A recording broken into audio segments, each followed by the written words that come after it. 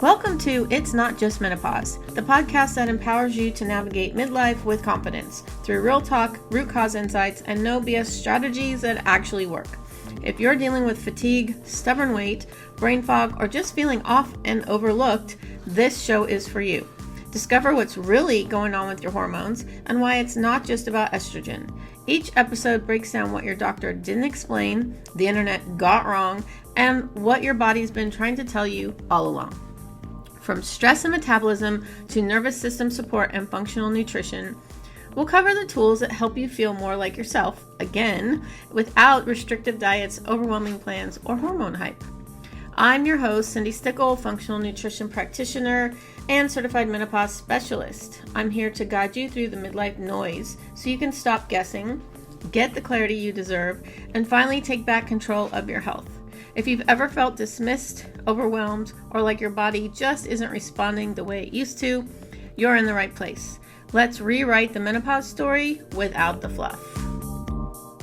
All right, welcome back to another episode of It's Not Just Menopause. And it's not just a regular episode today.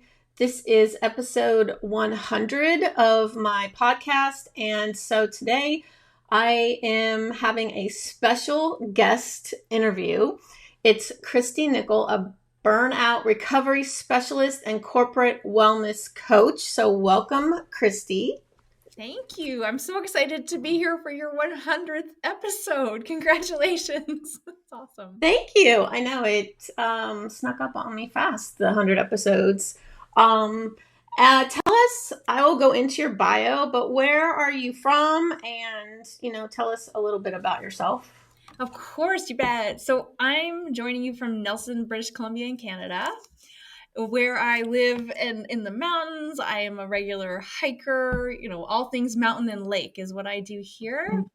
Nice. And I spend as much time outdoors as humanly possible when I'm not doing burnout recovery and helping those business owners break through that burnout cycle. Right. Well, going outside, I'm sure, is something that is highly recommended for your clients. So it's good that you practice actually what you preach. Absolutely. I do, but I call it body first, business second is my motto. Exactly. Well, let me give everybody more of your background. So do you want to have energy at the end of the day, like we all do, then Christy Nichol is your go-to expert. A certified athletic therapist turned burnout recovery specialist, Christy has helped countless CEOs, seasoned business owners, and high-performing professionals break free from burnout without having to go on stress leave or walk away from the success they've worked so hard to create. Using her signature burned out to blissed out formula, clients consistently tell her how blown away they are with how quickly she helps them sleep better, feel calmer, and have more energy, and they wish they had found her sooner. So again, welcome, Christy. I'm so excited to talk to you about this, your coaching, your program, your whole system, and how it can actually help women in midlife too. Hugely so. And thank you for having me for this conversation, because I think a lot of us are in a place in midlife where we need to hear some of these things and to understand we can have that energy that we're craving. Oh, definitely. And I think energy is one of the first things that I think a lot of women start to notice goes away or is less of in menopause. And but it's also something that, it affects more people than just women in menopause. But I know that it's something that it's a symptom that really can just throw everything off in your life if you have menopause, but you're in menopause. And it's something that you can actually work on and get a lot more of by doing, just a few little things. Yeah. I think that's a thing that it's so important to remember, is that we can do something to get that energy. Yes, we are going to have periods of lower energy. And it may really take us by surprise. I know it even took me by surprise as Right. someone in that perimenopausal phase, thinking like, oh yeah, I'm just going to blow through this perimenopausal thing. I will go through it unscathed. But Mm-hmm. I mean, there is a truth and a reality to it. And it was a bit, I would say, almost shocking to me to realize how those fluctuations in hormones really did impact my energy. And so no, I feel just so grateful that I have the tools and resources to know what to do to get that energy back, because I think if I didn't, I would really be struggling. Yes. Oh, definitely. I think all of us. Yes. And those of us that do have the tools to help us through, yes, I couldn't imagine not having those tools and how much, like worse we would probably be feeling for sure. And stress, because you do work with, your clients on helping their stress levels. And that is something that really impacts women in menopause because we're more susceptible to the stress when it hits us. Like it makes our symptoms worse, or it slows down our body and wanting to lose weight because it wants to hold on to that body fat, right in the middle. And so, what is the biggest mistake that we make when dealing with the stressors in our lives? So that way we can learn how to like handle that better. Yeah, right? Exactly. Like the thing we all need to know. So I think like the biggest mistake I think when it comes to handling stress or handling stressors is we're not making a distinction between what's happening outside of us. So those things that are happening in our lives, perhaps we're midlife. We may be caring for one or two aging parents. We may also Right. be raising teenagers at the same time or having a special needs child. Depending on our work situation, we could have a very demanding role, especially at this phase of life. Yeah. And then there are global stressors. I think as midlife women, we have to always acknowledge that there is a level to, I think, working hard and working harder and proving ourselves. That's just this underlying tone that I see, right? That goes through just as women. An extra layer that is always there. Yeah. And so all Yes. those things, though, are really happening outside of us. But then on the inside, our body goes through what's called a physiological stress cycle. So I always like to explain this as something we can kind of relate to going back to prehistoric times. We all are probably familiar with, we see the lion, the tiger, the bear, or the Yeah. hippo, right? And we know we have some options. We can either fight the bear, we can flee, or we can freeze, right? Those are Yeah. our options in the moment. And in the instant that we see, like the lion, tiger, bear, hippo, our body undertakes about 15 processes in like a split second, right? Yeah. So we know that inside of us, our heart rate increases, our blood pressure increases, breath rate speeds up, our digestion slows down, reproduction slows down, our all of our blood flow goes from our beautiful brain to the arms and our legs so we can fight or Right. run away. Yeah. And so we don't have a lot of cognitive thought in that moment. And it's all Right. happening in an instant. And what Yes. is right? And so I think we're aware of like, yes, there's this thing called fight, flight, or freeze, but I'm not maybe recognizing that when I open my inbox first thing in the morning, right? My body is Yes. going through all of those same processes I just talked about. Yeah. Or when when I have to leave work and then go to the care home and then I'm spending 3 or 4 hours there and I'm helping a parent navigate their health journey, that those same processes are happening inside of my body. We don't Right. necessarily think of it in that particular way, as though I was seeing the lion, tiger, bear, hippo, right?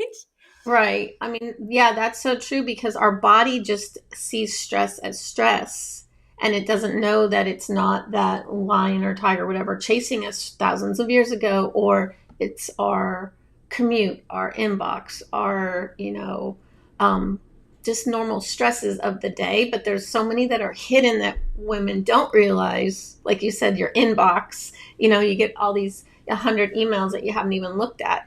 And that is a stressor that is just as bad as, you know, driving to work, or, you have a little argument with your spouse and, get your blood pressure going. Yeah. So yeah, definitely it's more prevalent, I think, in society now than it was maybe a couple decades ago. To me, it absolutely is, because when we think of the way that the brain actually works, it's processing information, right, all day long. So Mhm. our bodies are sending information up to our brain. Our mind, the thoughts we're thinking, that's sending information to our brain. But what I think has changed so much in the last, 10, 15, 20 years is the information coming from the outside in. Yeah. And that is that access to information in our phones all Yeah. day, every day. There's Right. so much coming through in a moment. And you could scroll, Hmm. for example. So let's just say you're on Instagram or something and you're scrolling it, you're trying to take a stress relieving break. Right. You're like, I That just turns into more stress, unfortunately. that's it. So as you're scrolling, maybe you're seeing some photos and now you're feeling like that sense of lack or comparison, or why Right. doesn't my life look like that, or reminds you of something you haven't done yet. And so Yeah. once you're trying to take this stress relieving Mm. break, you're actually getting information from the outside in, creating more of that response in your body. Yes. So I'd say in modern day society and within hustle culture as well, like it's so prevalent.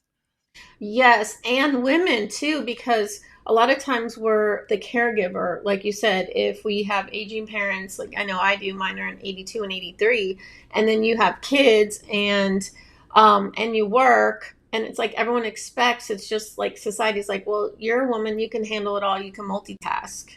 And now they're saying, yeah, multitasking is like the worst thing for you ever. And so women just think that they have to do it all because that's just what everyone tells them to do. And so then that stress just like keeps on, accumulating. Yeah. And after a while, something in your body is going to give.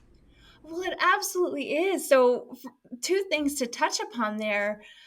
That idea of that lion, tiger, bear, or hippo, the way the body is designed, it was always meant to be short lived. I saw the Hmm. bear. I ran away. I got back to safety. And what we're now Yes. knowing also from burnout research is that we used to think it was that I got back to safety and now everything in my system balances out. Hmm. What we're now knowing and have discovered is that it was the actual act of running, fleeing, using that muscular activity that actually rebalanced all of those systems inside of my body and balanced out my hormones and all of the molecules and chemicals that got released in an instant. But that was always meant to be short lived and stop. Yes. But in today's world that we live in, we have these stressors, these lion, tiger, bears, and hippos, this inbox, the parents, the Hmm. commute, the feelings of guilt that come along with feeling like I'm not doing enough in that quote unquote caregiving role that I somehow got dumped into. Right. Well, all that stuff is ongoing, and the body, it's not actually designed for prolonged stress. It's Right. it's just Right. designed for that short-lived, like that short spurt. Yeah. Yeah. It's like a sprint, not a marathon. Yeah, exactly. Except that it seems like in modern day society, those stressors are a marathon, which is why we have Yes. to understand there's something we can do for our body most days to complete that cycle. Because if we don't, now we're Right. heading towards that adrenal burnout, which is that Yes. system of our body that mitigates our stress response. And of Hmm. course, in perimenopause and menopause, those beautiful organs, those adrenal glands, are also trying to do a secondary job of Yeah. producing and taking over some of that estradiol production. And so Right. they're already tired, and now they've Hmm. got more work to do. Exactly. Right? Yeah. Yes. Oh my gosh, yes. And that's yeah, because so now our what we think is our normal stress level is you know, at one level, and now it's a new higher level, but we think like, oh, well, we're not stressed, but in reality, you really are. You're just learning to you think you're dealing with it, but you're still at a higher chronic level than what you really should be. And then that like it just affects every system in your body, not just like Your heart, like when people say, oh, get a heart attack, or, your blood pressure goes up, it affects everything. Yeah. Before we get back to today's episode, I've got a quick question for you. Feel like your body's in chaos, but your labs are normal? You're not crazy, you're not broken, and you're definitely not alone. If you've been told it's just menopause or to wait it out, it's time for real answers. Take my free quiz, What's Really Driving Your Menopause Symptoms. In under 2 minutes, you'll uncover your top hidden stressor and get my free guide, The Menopause Stress Fix, sent straight to your inbox. Head to cindystickle.com/quiz or click the link in the show notes. If you're doing everything right, but still feel like a mess, this quiz is your next step. All right, let's get back to today's episode. Yes. It affects every system. There's no system in the body that is not connected to another system. If I think of coming from that world I came from, in athletic therapy. So when I'm looking at someone who's in pain, they have a shoulder injury or a knee injury. Well, we can never treat a knee without looking at the hip, and the hip is attached to that lumbar spine, that low back. It's a system, and we have to treat the system or look and help the system in order to get out to become pain-free or to come back into balance. So you're absolutely right. There's no one system that gets affected. We just hear of more common symptoms than others. Yes, and a lot of times, like, especially, I mean, here in the States, I'm not sure exactly, in Canada, like the Western medicine doctors, you go in and you just get that quick fix or Band-Aid for that one issue you have, like that shoulder pain or the knee pain, but they don't look at the rest of your leg or your back to see, like, okay, is it residual pain from another injury, or are you out of alignment, or, anything like that. And that's one of the reasons why I got into functional nutrition, because menopause and just nutrition alone, like women in menopause, if they have been under eating for decades, it's affected their metabolism and it throws off their thyroid. So then they think they have like Hashimoto's, but they really don't, because it's been the lack of nutrients. And so once they start eating more, then it helps balance out all the other systems that are out of whack. So just looking at the whole body is important in menopause, because, yeah, you can treat the symptoms, but treating that symptom is just a Band-Aid. It's not going to help the root cause as to why that symptom is happening in the first place, or that symptom's worse than it should be. And stress is a big part of that. Like, it just exacerbates all of the your symptoms and even injuries. I notice that sometimes I have a pinched sciatic nerve from many years ago, and sometimes out of the blue it'll hurt, but I'll realize that there was a little bit of stress going on, and it goes like right to my most recent like injury, or and I'm like, okay, I gotta like do my little exercises to like calm me down so that my back doesn't bother me. That's exactly it. And that's what I saw in my world. That's sort of how I started my transition. I was, I had a really very full practice and was, able to get people from in pain to out of pain to back to this active mountain lifestyle. But there would be these cases and they wouldn't be progressing in the way that, in quote unquote, they ought to be, or in the time frame that they should be. And I was scratching my head and I'm like, what's going on here? Like, this injury should be better by now. We're doing all the right things, quote unquote. Mm-hmm. And so I had to start, it kind of coincided also with me, having my own burnout episode, my first burnout episode, and starting to learn and understand about the stressors in my life and the stress that was going on in my system and what I needed to do to be able to sleep better, have more energy, and feel more relaxed. And then when I started taking some of those skills and tools back to my body-based clients that were in pain and discomfort that weren't getting better, and we started looking at the underlying stressors in their life, that's when everything changed. And we're like, oh, it doesn't matter what exercise I give you, until we manage the stress, quote unquote, piece, this injury is not going to progress. And your cortisol levels are going to be high. You're going to have inflammation in your body. And probably the exercise that's supposed to help you will most likely hurt, not help. until we Right. get this piece under control. Exactly. Yeah, like so that injury was supposed to be like that the cortisol and inflammation is good in a way because it starts to heal that area, but then when you're already like at your, the chronic stress levels are higher, your body stays in an inflammatory state, and then that's not when it's good, and then nothing wants to ever heal. No, Um we're not going to recovery mode at that stage. no. What can how can you differentiate between burnout and overwhelm?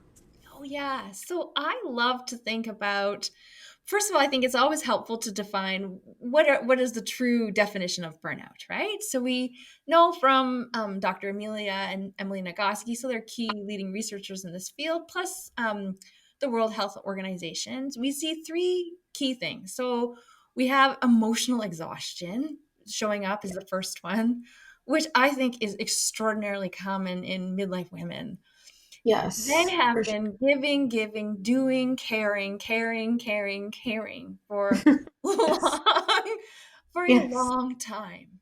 Yeah. And their sole focus for many of them has not been themselves. It has been Mm-mm. outward to everyone else in their immediate environment, their household, and then at Yeah. work, their team, and then Right. their extended family, and then their communities and their volunteer efforts. And so they have been carrying a load for a long time, and they're exhausted emotionally. They just feel like they've Mhm. got nothing left to give. They're on empty. They're on empty. And and the kind of the saddest part about this and this is in this empty state, what I often see in my world is there starts to be a little bit of an irritability that comes with Yes. that, right? Yeah. And then a judgment that goes on top of the irritability. Like, who are you going to blame, right? Yeah, exactly. Which Yes. is just increasing the Yes. stress ultimately. Hmm. And Yes. so, right? It's so important that we say that out loud because I don't think women really understand how much load they've been carrying. They Yes. haven't maybe admitted it to themselves. I think if they did, Yeah. they would be like, whoa, it's Right. been a lot. And it reaches a point of exhaustion. Like, I can't do this anymore. So that's our Right. first key sign. And then it goes a little further onto the spectrum to what we call depersonalization. And that's Mhm. the idea that you're being kind of at the end of your empathy. You have nothing left to give, nothing, Yeah. right? And I was in that place once in my like the height of my burnout, and it's a terrible Yeah. feeling when you're somebody who is, especially if you're naturally empathic, you enjoy Yeah. caring. Also, if caring has been one of your what I might call success strategies of navigating this world is showing up with empathy. If you get to Right. the point where you really have nothing left to give, it just feels awful. But you get Yeah. there and you're like, I got nothing. I really got Yeah. nothing. Right. Yes. Right. Yeah.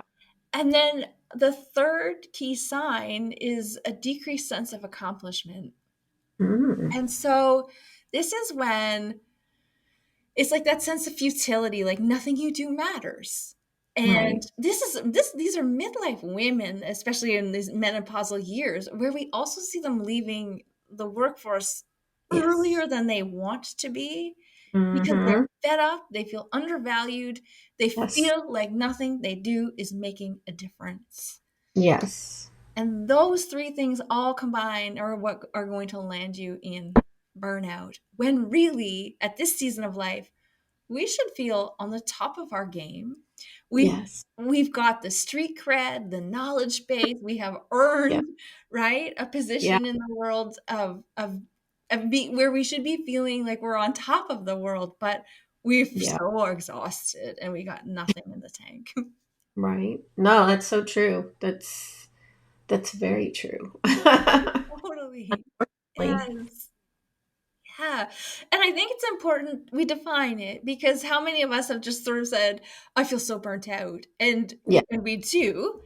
And then if we can say, and I'm feeling those three things, I'm emotionally exhausted. I feel like I'm at the end of my empathy, and I do feel like nothing I do matters. It's good for us to know that those are clear warning signs we're in or we're on our way to burnout. But it's Right. different to overwhelm. I mean, it is really easy to be overwhelmed any given day of the week. You know what I mean?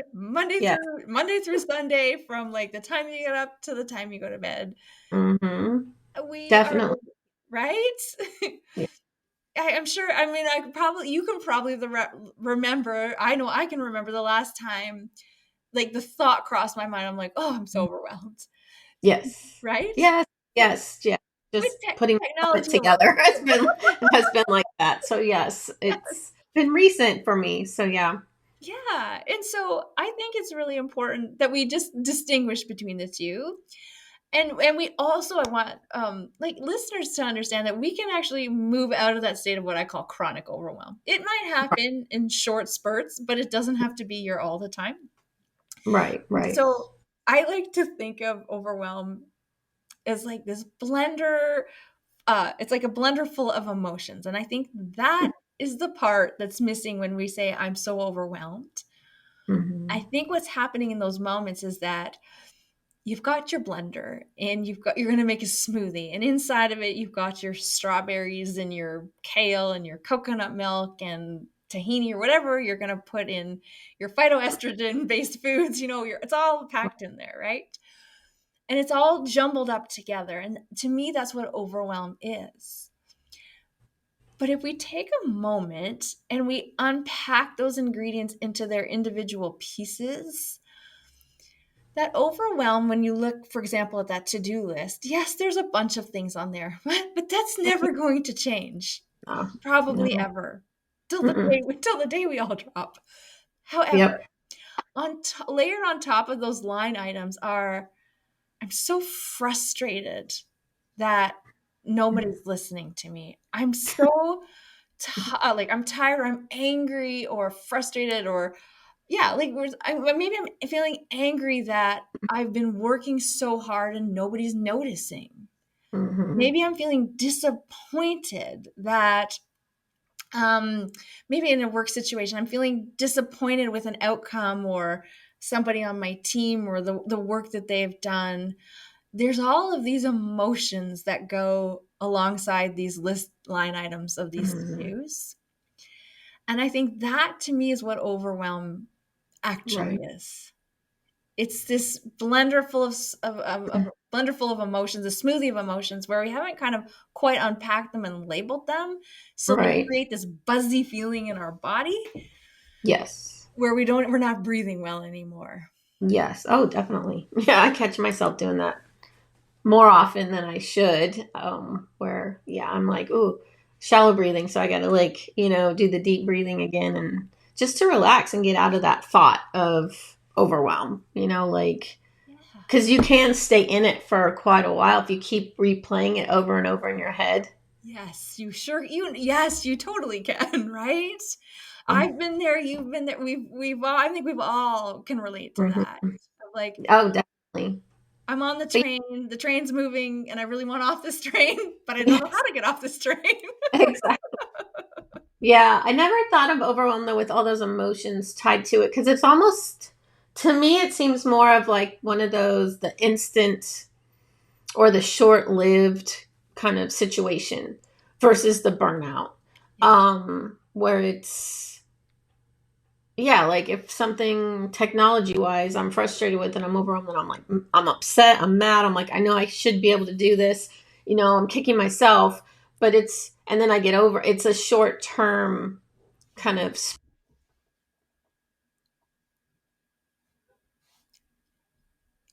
because I try not to let it derail me for the whole day, which, sometimes it can. But that's how I see after your explanation of it. I love the whole blender analogy. That, yeah, it's kind of like the short term versus like that burnout. I pictured myself when I was a math teacher. I taught middle school math, fifth, sixth, and seventh grade. Yeah. And yeah, I was at the end before when I quit a couple years ago, I had nothing left to give Yeah. because I was giving to like 100 students a day. Yes. Plus you come home and you still have your life at home. And so, yeah, so I know I was in burnout when I quit. I was breaking out in hives. So I know I was in burnout. Yeah. But that is definitely, like, I can see the difference between the overwhelm versus when you're deep in it, when it's like burned out. Like it's really, I think it's hitting you in a more almost physical way, like me with the hives. Like it can really show up as like physical ailments, which you probably saw Yes. as an athletic trainer. I did, and I see it now on the burnout side. So when someone comes into my world and they're in that, and I just really appreciated how you really put those two into two boxes like that. The overwhelm, you're absolutely right. It's just short lived. And when we have some tools and some understanding about what it is, we can move through it and we can start to move through it faster, right? Right. And we can recognize it for what it is. But the burnout piece, it's just long and it's arduous and it shows up physically. I start to see it often in my world. Well, first of all, sleep disturbances. That's one Yeah. of the number one things that I see, right? Yeah. Oh, But, yeah. right? It can show up as heartburn, digestive issues.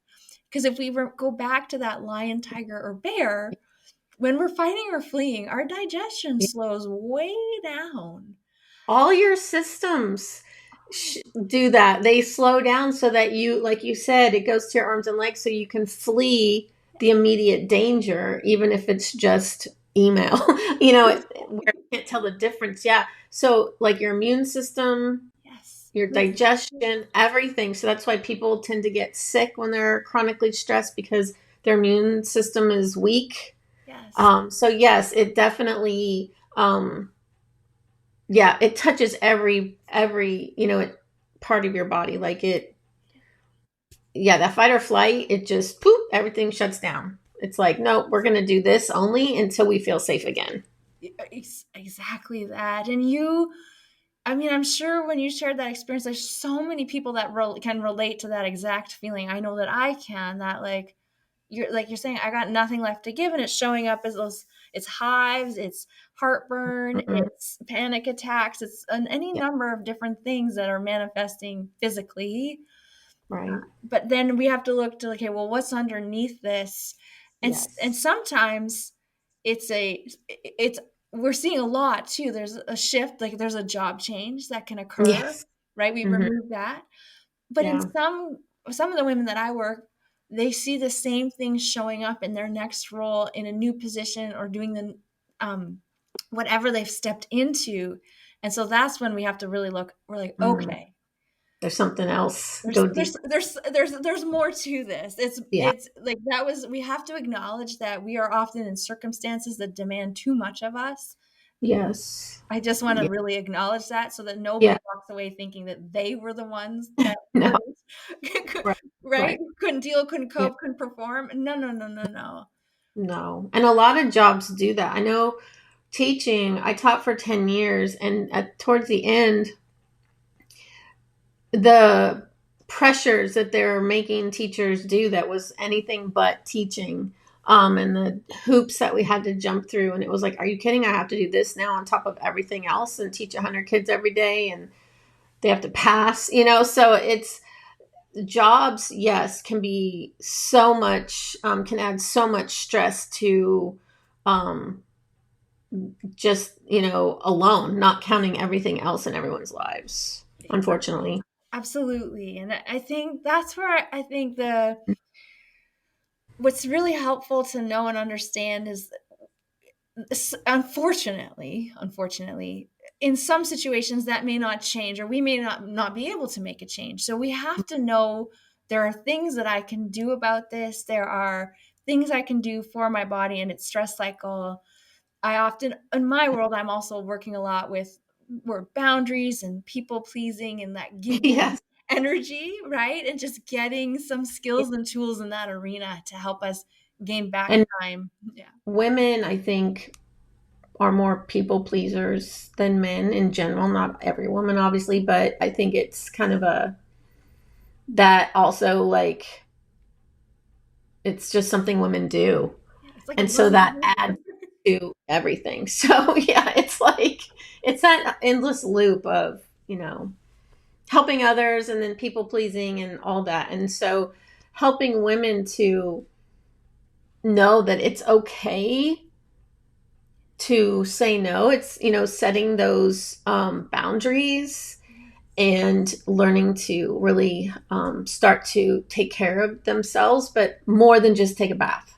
You No. know, the whole nervous system, calming it down, the breathing, everything that the new like sleep routine, like trying to set that nighttime schedule so that you can sleep better. So it's all those things that it's not just one little thing that we can do. Unfortunately, it's several little things that we start doing that add up to helping that stress level. Do you agree? I like hugely agree. And you've nailed it. It's all these small little things, and then giving ourselves the permission to do these Hmm. small little things, having the language. I know for me, like boundaries was a big piece of, that nurturing and caregiving is part of my nature. I think was born as a human. I come to the world with this, but then when we have those expectations or that learned behavior as girls and or women, right? Yes. That this is the job or the role, and it takes some Hmm. unlearning in Yes. of that. Yes. Unlearning. That's the key. Yes.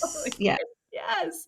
Yes, Hmm. and realizing that I think also we don't want to disappoint other people or let them down, and so we step in Hmm. and we can become that, like, the go-to person or like the Hmm. rock that everyone depends on. But like I like to think of it in the realm of athletes. In the athletic world, we have an in season where we're performing and we're trying to own the podium, but that's followed by a post season and an off season and a Yes. preseason, Yep. Yes. right? It's like an iceberg because you only what the public sees, but then you have all this prep work and after work and everything that makes this successful. So yeah. Exactly. So, and we within that off season, it's a period of rest and recovery that Yes. we can learn to. It's called active rest. Mm-hmm. 42% of our day is meant to be spent in active rest. Man, that's almost half our day. Almost half your day. It's almost half your day. So if you take a 24-hour cycle and Hmm. you take 7 to 9 hours of that out for sleep, hopefully that you're Yeah. getting, right? So we're at a 24-hour day, we remove 9 of those hours. We still have 13 hours left. But if we Hmm. split that in half, we have to take extra time, like another hour, two, maybe three, spent in active rest that is not working, focusing, caretaking. And so Right. learning how to do that and put some boundaries in place in our lives so that we can get those pockets of time to do what I Yeah. call body first, Yes. second. Because it's almost like unplugging, literally, like how we say we're unplugging from, social media or whatever, electronics. I mean, you literally do have to like unplug for that time. You have to, I mean, unless you have like a meditation app or something like that, that's fine. But you literally have to like turn off, like, because we're constantly bombarded, like you had said before, with so much external stuff. So you literally, and we have to be intentional about it because it's so easy to have your day go by and all of a sudden you're like, oh, I didn't get that time to myself. Yes. You almost have to schedule it in your calendar or put a reminder in or an alarm in your phone and be like, okay, it's time for this, to meditate or just stop for 10 minutes, even just as you build up that skill, right? Of like taking that time.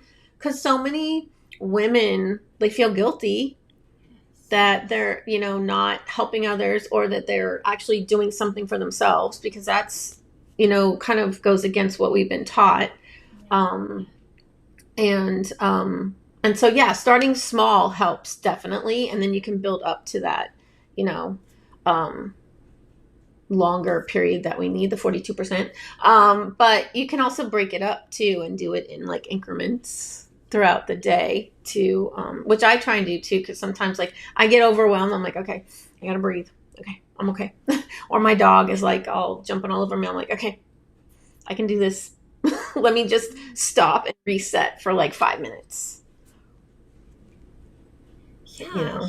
And that period of rest, actually fuels our recovery, which also ultimately Mhm. fuels our productivity and our focus, Yes. right? You And get so more I ideas like to because think, you're not thinking. You're doing nothing with your brain, and then that's when things hit you, like ideas, or like you said, you are more productive once you start, going back to doing what you were doing. well, that's exactly it. And it can be, as you said, to start, it can really be as simple as like, hey, I'm going to have lunch now, but I'm going to close my monitor Yes. and eat my lunch. Yes. Right? Because again, that all that information that's coming, I think a lot of us are also, I see this a lot, is this what I call decision fatigue. I'm so Yes. tired of making decisions, right? So tired of Yes. making decisions. Yes. Yeah. Right. But you have to remind yourself that if you're eating your lunch and taking what could be a period of active rest, but you're scrolling the screen whilst eating, you're Yes. actually, your brain is having to decide to ignore something, to Hmm. pursue something, to look that thing up. And so there you go back into like decision making mode when you're meant to have it just a moment to Yes. stop. Yes. Yeah. And that's hard to learn how to do. Like we have to unlearn, our bad habits that we've Yes. picked up over the years since, cell phones have become so popular. So Yeah. yeah, you do have to be intentional in the beginning to like remind yourself, okay, I can do this. Yes. And then it becomes a habit eventually. But yeah, it's something I think women really struggle with, especially is taking that time to slow down. And unfortunately in menopause, um slowing down is something that we need. Our body doesn't like when going fast, like like high impact cardio is goes, it's harmful in a way to us in menopause because it keeps the cortisol up, and then it keeps our stress level up, and so it defeats the purpose of exercising, because we react to stress a little differently than younger women. So just slowing down, like you don't have to walk fast at a fast pace. You can walk slower and you still get your steps in. You might have to walk a little bit longer, but it's still, you're doing it at a slow, comfortable pace. So learning to slow down, it's been something I've had to do intentionally too, because I'm like, I like to just get stuff done and go and go and go. And it's like, oh no, I have to slow down. And alternating my workout programs. Like I used to strength train 5 days a week, but I'm not heavy, but I mean, like, I still did it. Now I do 3 days a week because that's really more optimal. And Yes. then on Tuesdays and Thursdays, I just make sure I'm on my treadmill for like at least a half hour, hit a certain number of steps, and I'm good. And it's like in my mind, I'm like, oh, I probably should be strength training, but I'm like, no, because my body needs to rest. And like when you have the rest days set in there for when you work out, that's what they're for. Even non-menopausal people need that too. Your muscles and your body need to rest. But yeah, but definitely menopausal women, it's like it's hard for us to slow down. It is hard. It is hard. And I think, like many of these things, you're right. It's a learned skill. And at first, it can feel uncomfortable, right? It can And feel yes. uncomfortable. It goes Hmm. against that all or nothing principle, or, right, like I should be working hard all of the Yes. time. But Yes. when our body is shifting and adjusting in all of the different ways that it is during perimenopause and menopause, we forget all of that's happening inside of our body in any given moment, right? There's lots Right. going on in there. And so I like to, couple things, I like to just throw it as mindset suggestions because I know Mm. that we have Yeah. this piece around self-care and the selfishness of it and the Yeah. guilt sometimes that comes with it. I know for me, like I call it the triple R method. So like the first phase of reclaiming our time, I always say, if it's not scheduled, it's not real for that body first time. Yep. And we do a whole calendar based on body first, and then everything else goes back in. Yes. And I think it's really just helpful to understand that slowing down, this piece of slowing down, it's not selfish or not something to feel guilty about or not doing, but think of it as like it's a biology problem I'm solving. Yes. by Yes. tackling it with that mindset is like, I am actually doing something good for my Mm-hmm. biology by Yes. not being at full tilt Yeah. 24/7. Exactly. And so it's not lazy, it is not Mhm. selfish, it is actually required for your biology to balance Yes. itself out so you can keep going sustainably over Exactly. time. It's almost similar to now, like menopause is something that naturally occurs. All women are going to go through it. But it's almost as if like some people that have certain, disabilities or something where they have to accommodate, and change what they do in their life to get the same result that they used to get. It's very similar to that where you can still do the same thing you used to do when you're younger, but you just have to go about it a different way and be slower. So it's not like menopause is not a disease or anything like that, but you do have to change how you do things to accommodate your new biology, right? Exactly. It's Yeah. exactly. And I think it is a wisdom that comes over time, but it Yeah. takes Yes. time to Mm. lean into that, be comfortable with it, and recognize that Yes. we're not falling apart. We're not declining because even on the body-based side, like to give folks all that hope, like I saw so many clients once I got the hang of understanding that I needed to address the stress piece. Well, they're Mm-hmm. getting better in their 50s, in their 60s, in their 70s. They're becoming more Yep. functional in their body than ever before. So Yes. this isn't a sentence and it's not a bad thing. And once they learn to slow down and do the right things in the right way at a pace that's sustainable, well, they're Yes. out. I mean, many of them are retired now. They're out there, they're hiking the mountains like Yeah. multiple days a week because they can. Oh, yes, definitely. And they see that movement is a good thing as you get older Yes. to move your body, Yeah. um, stay healthy. So yes, and I know like you see it with all of your clients, and I know I see it with mine too. It's just once they understand the slowing down part, and yeah, it's a new habit they have to form, then they realize like, oh my gosh, this is like it's like the best thing for them. They didn't realize something so simple Yes. could help so much.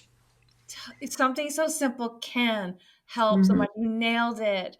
And as you were saying it, I just had this thought of like, it's this period literally of pause. Yes. Period of pause, but that pause is Yep. not going to last forever. But I know that it probably feels like it is when you're right in the thick of it. But Yes. if it's a pause and if we change the way what we're doing and how we're doing it in the pause, we get to press like I think about you're gonna date myself. Go back to that VCR. We get to press play again and go Yes. forward.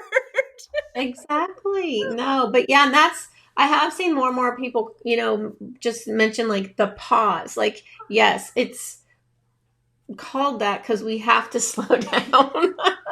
I mean, not that's why. I don't know why they named it that, but yeah, it fits into having to slow down to really take care of ourselves. Totally. It just does. And if anything, once we come out the other side, we'll remember we just want to protect that pause. Exactly. We want Yes, and to it's protect I the mean pause. even I'm still having to like remind myself like to slow down. It's okay. So it's hard to unlearn, like what society expects Yeah. from women especially. Um Unfortunately. Um but I do know that you have a free gift for everybody, your 9 ways to stress less. So why don't you tell everybody a little bit about that? Yeah, I'd love to. So, 9 ways to stress less. We talked about the body's physiological cycle and all the things it does during stress, or when we see the lion, tiger, or bear, aka inbox. And in that guide, I walk you through 9 ways that we can actually bring the body back into balance and complete what we call complete the stress cycle. So come back to like a Right. regulated or balanced state in our body, which is really healthy for us, Yeah. even if those stressors have not gone away. Right. Oh, I can't wait to see it. Right? And that's what we need to know. It's like this Okay. because they likely aren't going to go away. That's the Mm-mm. truth of it. And we're going Mm-hmm. to have periods of heightened stressors, more of them, more, I think of them as bubbles all around us. There's going to be times when there's a lot of bubbles, Right. and sometimes we can't put them down necessarily. So we want to know and understand that we can do things in our day that can still make our biology, like makes the biology okay, so we can keep going and we don't end up in that chronic illness, chronic disease state, when we can do something about it. And they're Yes. not hard things. They're Oh, good. simple. We just need to know what they are and then Right. figure out how we can incorporate that, like you said, small bits at a time, and Right. then that can compound and get bigger. Yeah, and it's what you talked about in the beginning, how that short burst of running from the animals and it was over with, and then your body could like get back to normal. So this is our way of doing that. Yes. Because our lives today don't let us do that, unfortunately. Our stress levels stay so high. So, That's I'm excited to see it myself. I'm sure everybody, all the listeners, are going to be so excited to see it and to download it. Where can everybody find you? Like your website or your socials? Yeah, for sure. You head to the website, so christynichol.com. You can also download the guide there. And then I show up socially on Instagram and LinkedIn primarily.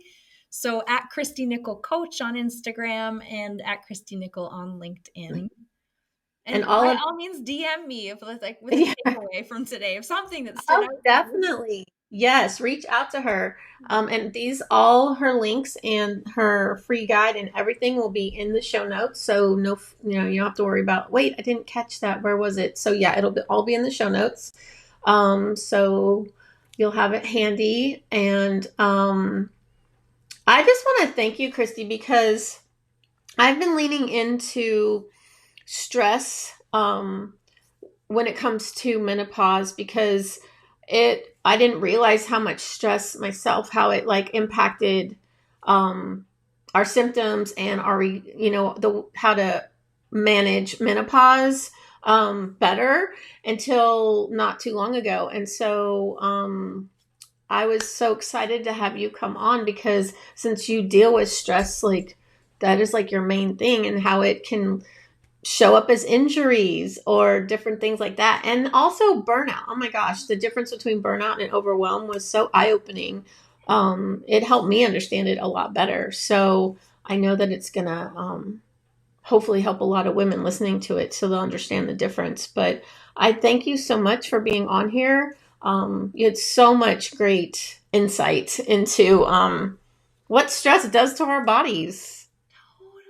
Totally. And thank you for having me in this conversation. I've just really appreciated it. And I appreciate that you, like, everything that you're bringing to these women that need to understand, A, what's going on for themselves, and B, that there are so many things that they can do to feel better. And just you leading the way is so impactful and helpful and just such a gift.